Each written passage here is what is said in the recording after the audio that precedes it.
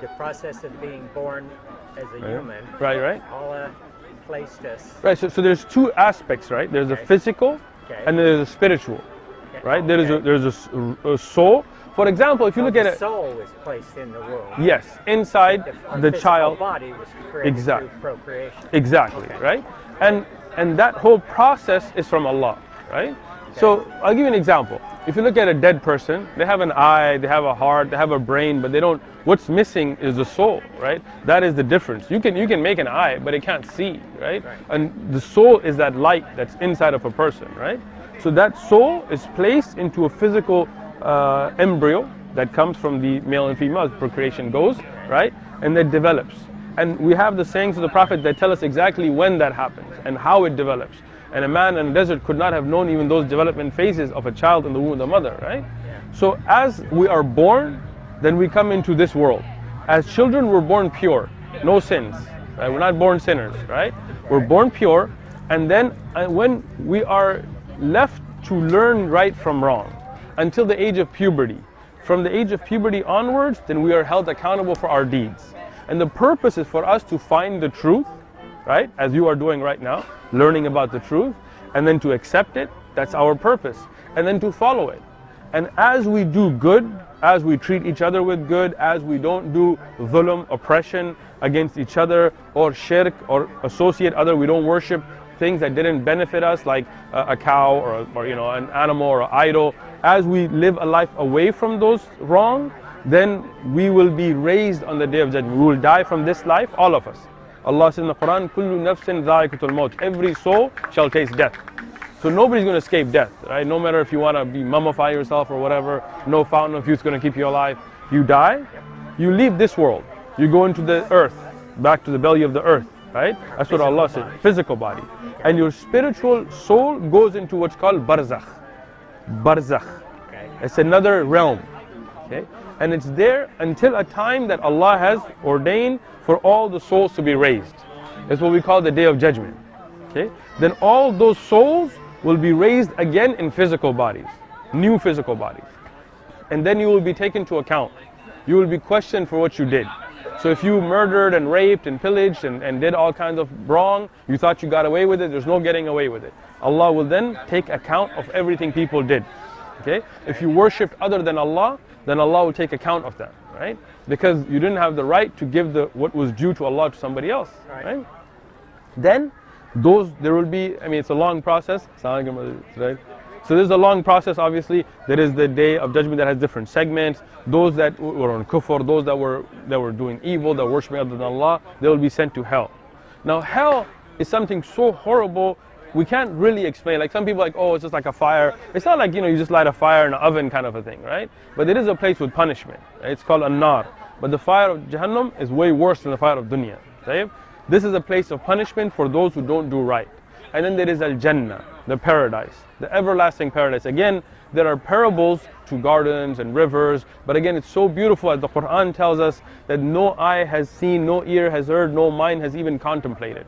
This beautiful existence where you will see Allah, you will see the prophets, you will get to be with your families, and there's never-ending life.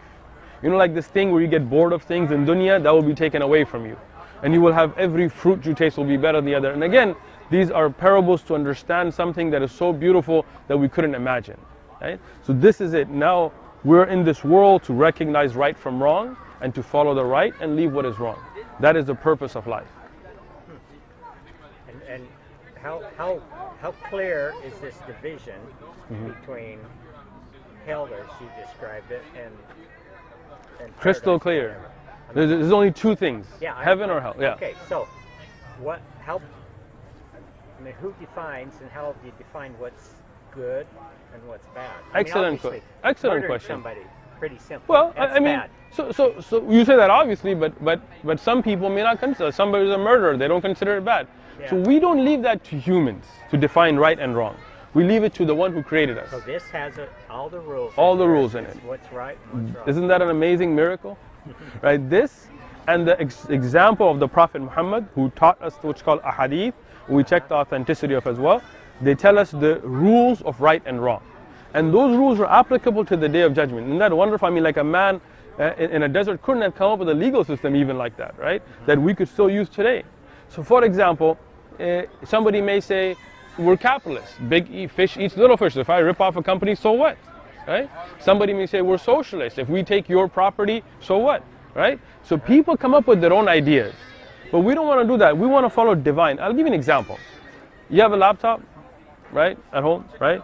Somebody made that laptop, right? Toshiba, Dell, whatever. The manufacturer knew how to use that laptop best. And they knew that you may not know. So they sent a manual with it, a user guide, right? To give you. And if you get into bigger computer systems, they'll even send trainers out to train you on how to use it, right? Yeah. Because the manufacturer knows best. So the Quran is the kalam, is the words of our Creator. And our Creator knows best how we should live, right? So as He put us on earth, He didn't leave us without guidance. He sent us guidance and He sent us trainers, those are the prophets, right? Okay. And He sent us manuals, which are... So here's the question. Go ahead. Now that sort of Please. Makes sense, right? Why did Allah wait until 600 AD Excellent. To give this to us instead of communicating this Great kind question. of information Great to question. Adam or to Noah? Excellent. From day one, the exact same message was communicated, right? So Adam knew those rules of right and wrong from day one, and he taught his kids. At that time, it was Adam, even his kids. They didn't need a book. He was teaching them, right? Okay. As humanity grew, right? Okay. Allah sent messages, and He gave us the responsibility to follow them. He never left us without a guide. That's why the Quran tells us that a prophet was sent to every nation, right? So the original Torah, the Old Testament, it also had the same rules, right? Praying, fasting, all the same rules. Okay. Then people corrupted it. People did evil, right? And this is the thing. Some people are good. Some people have an evil inclination. That's why we have rapists and murderers and all that as well, right? Then Allah, out of His mercy, He sent Zabur. He sent the Psalms of David. Same message, same rules, right? But people started to corrupt it. So Allah sent the Injil, the Bible, the New Testament, to the Prophet Jesus, peace be upon him. But as we know, King James and others, they corrupted it. So Allah sent the Quran. So from day one, He gave us the same rules. Believe in Allah, follow the Prophet of the time, don't kill. If you look at the 10 Commandments, right? You find the same basic rules. Don't worship idols, right? Even though every church you go to has idols, has statues of Jesus and Mary and saints and all this stuff, Catholics and others, right? So the rules never changed. But they were sent repeatedly because of the evil that people did by corrupting, right? Until the final message was preserved. That's why we don't need another one, because this has been preserved without corruption. Make sense? Yeah. Good? So since, because what you're saying that this has not been corrupted, okay. There is no need for another message. This has been preserved. Allah has taken the responsibility of preserving it, and that's why you don't find two Qur'ans. You will never find even the Shia or some other sect having a different Qur'an. One Qur'an. You can recite it different ways. Somebody may have a different accent, a qira'at, but there's only one Qur'an.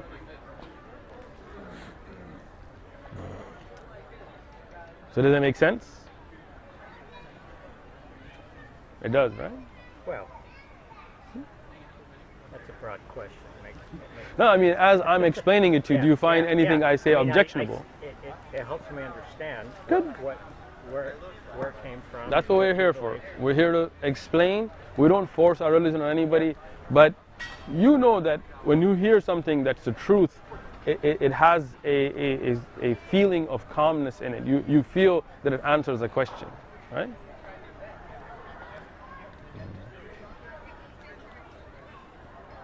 Okay. Any other questions you may have?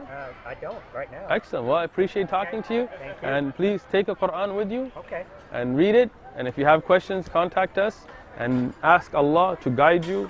Make dua, what we call supplication. At night, say, oh Creator, guide me to the truth. Okay. All right. Thank you. You. Have a good day.